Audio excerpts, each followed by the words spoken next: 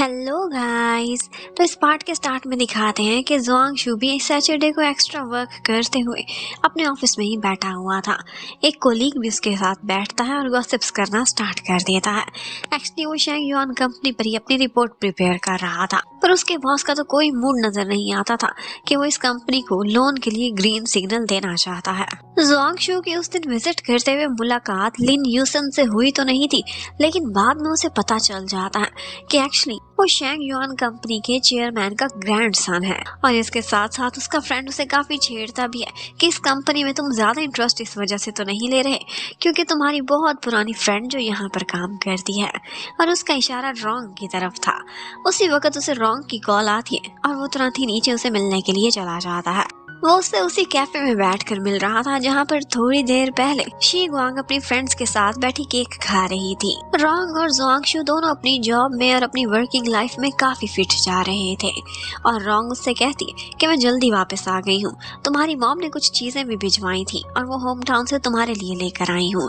वो बचपन से लेकर अब तक काफी क्लोज थे, नेबर्स थे और एक दूसरे को अच्छे से जानते थे। यहाँ पर बैठे हुए रॉन्ग अपना फेवरेट केक ऑर्डर करती है, लेकिन उसे पता चलता है कि थोड़ी ही देर पहले वो खत्म हो गया है।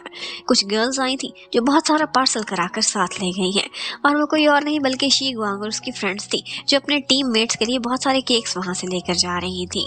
अब वहां से वापस जाने का समय आ चुका था। वो लोग सड़क किनारे खड़े हुए थे किसी टैक्सी के इंतजार में। यहाँ से गुजरते हुए लिन यूसन भी दूसरे रास्ते पर जाते हुए उन्हें देख तो लेता है, पर अब की बार वो रुकता नहीं है। शी गुआंग बार बार हुआया बैंक की बिल्डिंग को देखे जा रही थी और फिर सोचने लगती है कि शंघाई कितना बड़ा शहर है, यहाँ पर इत्तेफाकन आपका किसी से आमना सामना हो जाए ये तो पॉसिबल ही नहीं है। और बस फिर यही सपना अपने दिल में सजाया कि कहीं मुझे जुआंग शू नजर आ ही जाता तो अच्छा था।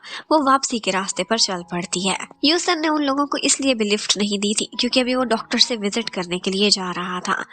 वो चाहता था कि उसका हैंड दोबारा से रिकवर हो जाए और वो पहले की तरह सर्जरीज कर सके, लेकिन डॉक्टर उसे कहता है तुम्हें ज्यादा से ज्यादा एक्सरसाइज करनी होगी, तुम्हारी नॉर्मल एवरीडे लाइफ तो बहुत अच्छी जा रही है लेकिन फिर भी तुम सर्जरी वाला नाइफ नहीं उठा सकते। अब वहां से वापस जाते हुए वो देखता है तो सड़क पार करते टाइम एक लेडी एक मोटरसाइकिल से टकराने वाली थी, तो वो जाता है और उस आंटी की सुरक्षा करता है और बस इसी वजह से उसे भी काफी चोट लग गई थी। ये बात ऑफिस में उनके एक बॉस आकर सबको बताते हैं। शी गुआंग जैसे ही ये सुनती है तो उसे तुरंत ही यही लगने लगता है कि मैंने टेंपल में जाकर यही तो विश मांगी थी कि उसके साथ कुछ हो जाए। बस मेरी विश पूरी हो गई है। मैंने सोचा नहीं था कि मेरी विश इस तरह से पूरी हो। बस उसे ना चाहते हुए भी कहीं ना कहीं गिल्टी फील होने लगता है। उसने उसे बद्दुआ जो दी थी, तो बॉस कहता है कि कौन होगा जो जाएगा हफ्ते में 1-2 दफा उसे फाइल्स डिलीवर करने के लिए। और इस बात के लिए तुरंत ही शी गुआंग यस कर देती है और कहने लगती है कि मैंने पहले बहुत सारे कांड किए हुए हैं और मैं अब बॉस की नजर में थोड़ा अच्छा बनना चाहती हूँ। अब वो फाइल्स लेकर उसके घर पहुंच जाती है। यहाँ पर उसकी एक मेड थी जिसका नाम मिस चंद था। वो बहुत अच्छे से उसे वेलकम करती है और फिर यूसन के कमरे में ले जाती है। यूसन उस टाइम पर अपने स्टडी में था। वो जाकर उसे फाइल्स डिलीवर करती है, उसका हालचाल पूछती है और फिर बाहर वेट करने के लिए बैठ जाती है। उसे लगा था कि बस हफ्ते में 1 आधी दफा जाना होगा, लेकिन वो तो उसे अगले ही दिन दोबारा बुला लेता है। वो नेक्स्ट डे फिर उसके घर ही पहुंची हुई थी। यहाँ पर मिस चन उसके साथ बैठकर बातें करती है और कहने लगती है कि मुझे भी बहुत अफसोस है और जो भी यूसन को जानता है सबको पता है कि वो कितना डेडिकेटेड और इतना ब्रिलियंट डॉक्टर था, लेकिन किस्मत को कुछ और ही मंजूर था। अब उसके बाद वो वहीं पर ही टहलने लगती है और झांकते झांकते उसकी विंडो में ही देखने लगती है और पकड़ी जाती है। यूसन उसे अपने पास बुला लेता है, कहता है कि मेरी केयर टेकर तो कल छुट्टी पर जा रही है, तो तुम यूँ करो मेरे घर की एक की लेती जाओ और फिर से तुमने कल आना है कुछ फाइल्स को डिलीवर करने के लिए। ऑफ कोर्स मैं तो नहीं आऊंगा दरवाजा खोलने, तो की तुम्हें ही रखनी पड़ेगी। उधर ऑफिस में भी बहुत सारे लोग गॉसिप कर रहे थे। कहने लगते हैं कि यूसन तुम्हें रोज रोज क्यों ऑफिस में बुला रहा है, कहीं कोई गड़बड़ तो नहीं। लेकिन ऑफ कोर्स ऐसा कुछ भी नहीं था। शी गुआंग आज फिर वहां जाती है और फिर उसकी अच्छे से सेवा कर रही थी। उसके लिए पानी लेकर आती है, उसका हाल चाल पूछती है, उसके लिए खाना बनाने को भी पूछती है। लेकिन वो कहने लगता है कि तुम्हें क्या गिल्टी फील हो रहा है, तुम ऐसे क्यों एक्ट कर रही हो कि जैसे मेरे एक्सीडेंट में तुम्हारी कोई गलती थी। अब वो क्या बोलती कि बॉस मैंने टेंपल में जाकर स्पेशल आपके लिए एक बद्दुआ दी थी और वो भी ऊंचे लेवल की। वो तो चुप कर जाती है, लेकिन यहाँ पर यूसन के माइंड में बहुत कुछ चल रहा था। वो उससे कहने लगता है कि ये मेरा दूसरा एक्सीडेंट था, एक पहला हुआ था जिसने मेरा कैरियर खत्म कर दिया था। क्या मेरे एक्सीडेंट का सुनकर तुम्हें कोई पुरानी भूली बिसरी यादें तो नहीं आ रही। उसका इशारा था इन दोनों की डेट की तरफ, लेकिन इस बारे में शी गुआंग तो जैसे जानती ही नहीं थी। वो जिस तरह से एकदम ब्लैंक रिएक्ट करती थी, ये देखकर यूसन को भी गुस्सा आ जाता था। उससे कहता है कि यहीं छोड़ती जाओ और अब तुम्हें यहाँ दोबारा आने की कोई जरूरत नहीं पड़ेगी। एक्चुअली जब यूसन को ब्लाइंड डेट का बोला गया था तो उस टाइम पर उसे मिस्टर नी की बेटी का कहा था और उसे तो इसे पहली नजर में ही प्यार हो गया था। वो सीक्रेट क्रश रखता था इस पर, लेकिन साथ ही साथ उसके कजन ने ये भी कहा था कि उस लड़की ने तुम्हें देखा है, मिस्टर नी की बेटी ने, और वो तुम्हें बहुत इंटरेस्टेड है। अब उसे लगता था कि मैं इसी से ही तो मिलने ब्लाइंड डेट के लिए जा रहा था, लेकिन जैसे इसे मेरे एक्सीडेंट का पता चला इसने मुड़कर मेरी खबर भी ना ली। ये भी नहीं देखा कि मेरा एक्सीडेंट हो गया, मैं तकलीफ में हूँ, मेरा हाल चाल ही पूछ लेती। और अब वो ऐसे रिएक्ट कर रही है कि जैसे मैं उसके लिए कोई स्ट्रेंजर हूँ। वेल, अब जैसे ही शी गुआंग वापस आती है तो उसे पता चलता है कि मिस्टर मो को इंटरनल ऑडिट टीम ने पकड़ लिया है। उसने काफी सारी धांधली की थी और किकबैक्स ली थी। शायद अब उसका ठिकाना जेल ही रहेगा। अब वो सारी फ्रेंड्स इकट्ठी होती है और पार्टी भी करती है, क्योंकि मिस्टर मो ने उन लोगों को तंग करने की काफी कोशिश की हुई थी। यहाँ पर शी गुआंग सोचने लगती कि ये सारा कुछ यूसन की वजह से ही पॉसिबल हुआ होगा, क्योंकि अक्सर आकर स्टोर रूम में सारा पुराना डाटा चेक करता था। वेल, अब 10 दिन बाद यूसन बिल्कुल ठीक ठाक होकर वापस आ जाता है, लेकिन अब की बार वो शी गुआंग को बिल्कुल ऐसे ही इग्नोर करता था कि जैसे उसे जानता ही ना हो। उसे कभी कोई काम नहीं देता था, बल्कि दूसरों को दे दिया करता था। वो तो अक्सर फारिग रह रह कर ही तंग आ गई थी। एक दो दफा तो इधर उधर की खबरें देख रही थी, वो उसे देखता भी है फिर भी इग्नोर कर जाता है। शी गुआंग को काफी ऑड लग रहा था। उसे ऐसे लग रहा था कि जानबूझकर मेरे साथ ऐसा कर रहा है, लेकिन फिर सोचने लगती है कि कोई बात नहीं, ओवर टाइम ना करना किसको पसंद नहीं आएगा। उधर हमें ज़ुआंग शू के बॉस को दिखाते हैं। वो उससे कहने लगता है कि तुमने इनकी कंपनी के नए प्रोजेक्ट पर इतनी अच्छी रिपोर्ट क्यों प्रिपेयर करके दी है? तुम क्या चाहते हो कि इनको इनकी पेमेंट मिल जाए बहुत आसानी से? मैं तो ऐसा बिल्कुल भी नहीं चाहता। एक्चुअली ज़ुआंग शू का बॉस कंपनी में कुछ ऐसे लोगों के साथ लिंक्ड था जो कि इनके सेकंड प्रोजेक्ट की एक्सपेंशन के खिलाफ थे, और इसीलिए वो लोग अंदर ही अंदर प्लानिंग कर रहे थे और रुकावट डालने की कोशिशों में थे ताकि इन्हें नेक्स्ट पेमेंट मिले ही ना। ज़ुआंग शू को ये ऑफर भी मिलती है कि अगर वो उनकी पसंद की रिपोर्ट प्रिपेयर करेगा तो उसे इन्वेस्टमेंट वाले सेक्शन में भेज दिया जाएगा, जहाँ की सैलरी काफी ऊंची है। ज़ुआंग शू से एक दिन उसका भाई फे बातें करता है और उससे कहता है कि तुम अपनी लव लाइफ के बारे में क्यों नहीं सोचते? रॉन्ग बहुत अच्छी लड़की है, अब तक तो तुम लोगों को ऑफिशियली रिलेशनशिप में आ जाना चाहिए।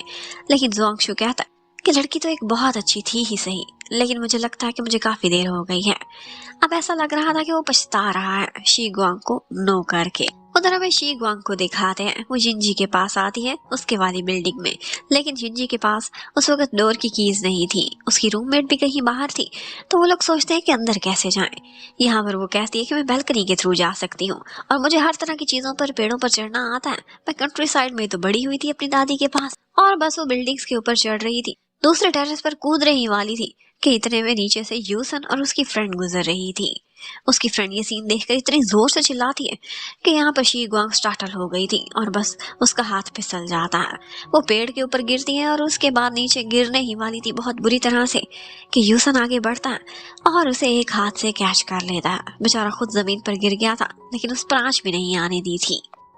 फिर भी वो काफी ऊंचाई से गिरी थी। उसे कोई सीरियस डैमेज तो नहीं हुआ था, लेकिन वो बेहोश हो चुकी थी। वो ऐसे टाइम पर उसकी पूरी केयर करता है। उसे तुरंत ही एम्बुलेंस में हॉस्पिटल लेकर जाता है और साथ ही साथ डॉक्टर से भी कनेक्टेड था। वो टाइम पर उसे फर्स्ट एड भी देता है, जिसके बाद उसे वॉमिट आ गई थी और वो उसने की थी सीधी यूसन के ऊपर, पर फिर भी उसने जरा भी बुरा नहीं मनाया था।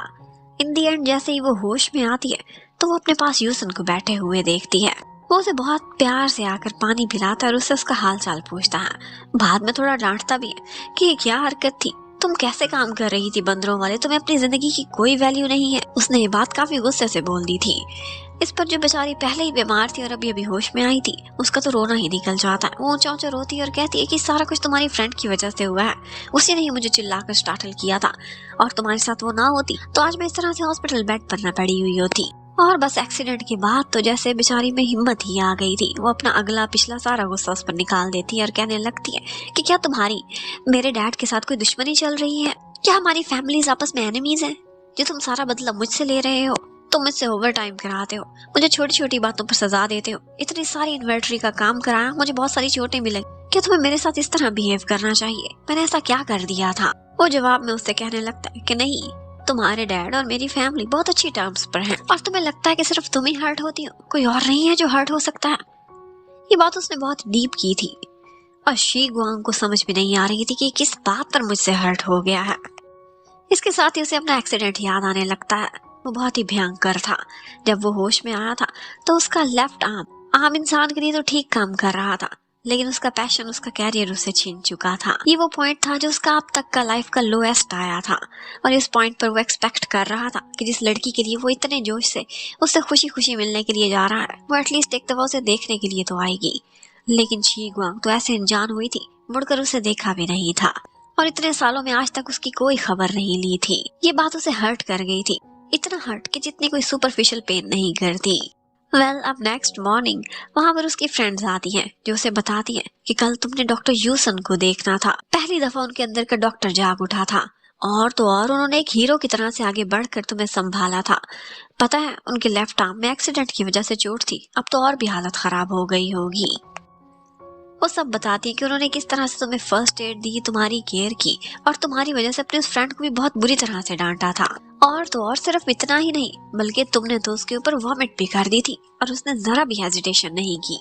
ये सुनने के बाद शी गुआंग बहुत शर्मिंदा होती है। उसे लगता है कि रियल विलन तो वो थी, यूसुफ तो इसकी सारा टाइम केयर करता रहा था। और इतना ही नहीं, बल्कि उसने उसके लिए एक लंच बॉक्स भी प्रिपेयर किया हुआ था। अब वो काफी शर्मिंदा होती है, और उसके बाद उसे मैसेज करती है कि कल आपने मेरे लिए जो कुछ भी किया था उसके लिए बहुत बहुत थैंक्स। और फिर उसके बाद वो सो जाती है। जैसे ही सो कर उठती है तो वो उसे मैसेज कर चुका था कि मैं जल्दी तुम्हें देखने के लिए आ रहा हूँ। वो उठती है, खुद को कुछ ठीक करती, उससे पहले ही वो उसके कमरे में एंटर हो चुका था। वो उससे कहता है कि हमारे बीच रिलेशनशिप काफी खराब रहा है, लेकिन अब मैं हर चीज को क्रिस्टल क्लियर करना चाहता हूँ। बहुत कुछ है जो तुम भूल जाओ, काफी कुछ तो भूल भी चुकी हो, और जो बुरा बर्ताव मैंने तुमसे किया था, मैं हर चीज क्लियर करना चाहता हूँ। क्यों ना हम एक नई शुरुआत करें। और ये मैं इसलिए कर रहा हूँ क्योंकि मुझे लोगों का रोना बहुत बुरा लगता है। मतलब कि इनडायरेक्टली वो उसकी आंखों में आंसू नहीं देखना चाहता था। अब डॉक्टर्स ने कहा था कि तुम्हारा सीटी स्कैन भी होगा, उसकी रिपोर्ट्स आएंगी, और उसके थोड़े दिनों बाद तक भी तुम्हें यहीं रखा जाएगा। हम तुम्हें ऑब्जर्व करना चाहते हैं। लेकिन एक्चुअली वो डॉक्टर यूसन का काफी अच्छा फ्रेंड था। वो उसे कहता है कि मैं तुम्हें मौका दे रहा हूँ, जाओ और इसके साथ अच्छे से बातें करो, इसके साथ समय बिताओ, इसकी सेवा करो, इसका दिल जीत लो। लेकिन ये सारा कुछ करने में यूसन बहुत ही शर्मीला था। वो आता तो था, बार बार आता था उसे देखने के लिए, लेकिन कोई ना कोई बहाना बनाकर उसके लिए खाना भी लेकर आता था। लेकिन कहता था कि तो मैं अपने फ्रेंड्स के लिए ला रहा था, सोचा तुम्हारे लिए भी ले आऊं। और फिर ये भी झूठ बोल देता था कि यहाँ पर बहुत सारे मेरे फ्रेंड्स हैं जो कि सर्जिकल चीजों पर मुझसे असिस्टेंस लेना चाहते हैं, और मैं आजकल अपनी एनुअल लीव पर हूँ, तो यहीं पर बहुत अच्छा समय उनको कंसल्टेंसी प्रोवाइड करके। और वो लोग घंटों घंटों अक्सर उसी के ही कमरे में बैठे होते थे, और कोई ना कोई आता था और यूसन से उसका मशवरा ले रहा होता था। वो बहुत ही ब्रिलियंट और जीनियस डॉक्टर था। इस बात का अंदाजा तो शी गुआंग को भी हो चुका था, और ये भी पता चल गया था कि डॉक्टर था तो कितना खुश था। ये काम करते हुए से जो खुशी होती है वो कभी भी ऑफिस में नजर नहीं आई थी। अब ये सारी बातें जब वो यिनजी को बताती थी तो यिनजी को तो यही लगता था कि कहीं बॉस तुम्हारे लिए फॉल तो नहीं कर चुका। लेकिन इन बातों पर शी गुआंग लगता है कि कुछ सोचना ही नहीं चाहती थी। वो कोई ना कोई बहाना बनाकर बात का उल्टा ही मतलब निकाल लेती थी। अब एक दफा वो बैठी थी और अपने मोबाइल पर कोई गेम खेल रही होती है। यूसन उसके पास आता है। वो अपना लेवल क्लियर करने में इतनी बिजी थी कि उसे इंतजार करने का बोलती है, और पता ही नहीं चलता कि वो कब उठकर वहां से चला गया था। वो उसे सॉरी कहती और कहती है कि मैं अपने ब्रेन की थोड़ी एक्सरसाइज करा रही थी। और फिर नेक्स्ट डे वो उसके लिए कुछ फाइल्स लेकर आता है और उससे कहता है कि अगर ब्रेन की एक्सरसाइज करानी है तो इसके थ्रू कराओ, इसमें तुम्हारे ब्रेन का जो हिस्सा काम करेगा वो इसे एक्टिव कर देगा। लेकिन इस तरह की वीडियो गेम्स खेलकर तुम अपने ब्रेन को थका रही हो एक एक्सीडेंट के बाद। बिलीव मी, मैं एक न्यूरोसर्जन रहा हूँ, मुझे सारा कुछ पता है। और फिर उसके बाद उसे वो फाइल्स देकर काम पर लगा देता है और उससे फोन लेकर खुद उसकी गेम का लेवल क्लियर करने पर लग जाता है। लेकिन ये गेम वो आसानी से क्लियर कर तो सकता था, लेकिन फिर भी उसके एक हाथ की ग्रिप अच्छे से काम नहीं कर रही थी, और अपने हाथ की ये हालत देखकर उसे बार बार बहुत अफसोस होता है। और इसी के साथ ये पार्ट खत्म होता है। नेक्स्ट क्या होगा ये देखने के लिए स्टे कनेक्टेड। Bye bye.